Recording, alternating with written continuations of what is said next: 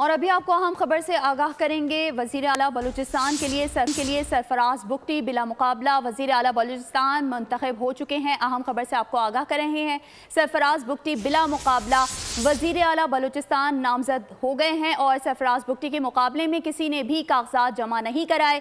तो ये अहम खबर से आपको आगाह कर रहे हैं। कागजात नामजदगी जमा कराने के लिए 5 बजे तक का वक्त मुकर्रर किया गया था और अब ये खबर सामने आ रही है कि वज़ीर आला बलूचिस्तान के लिए नामजद वज़ीर आला सरफराज बुगटी इस वक्त वज़ीर आला बलूचिस्तान मुंतखब हो चुके हैं।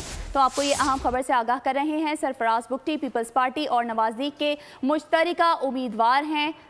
सरफराज बुगटी पीपल्स पार्टी के उम्मीदवार हैं, जबकि सरफराज बुगटी बिला मुकाबला वज़ीर आला बलूचिस्तान मुंतखब हो गए हैं। तो ये अहम खबर से आपको आगाह कर रहे हैं। सरफराज बुगटी बिला मुकाबला वज़ीर आला बलूचिस्तान मुंतखब हो चुके हैं। मज़ीद तफसीलात जानेंगे दानिश मुराद से। जी दानिश, आगाह कीजिएगा।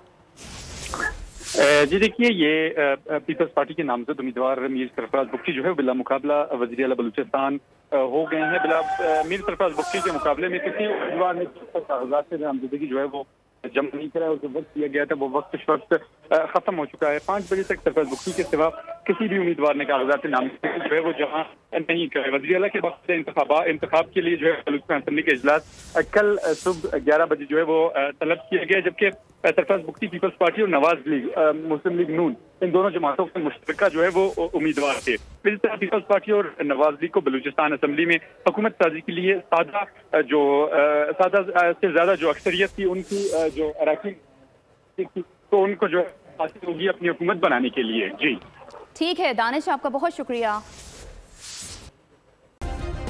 सब्सक्राइब करें और बेल दबाएं ताकि कोई खबर रह न जाए।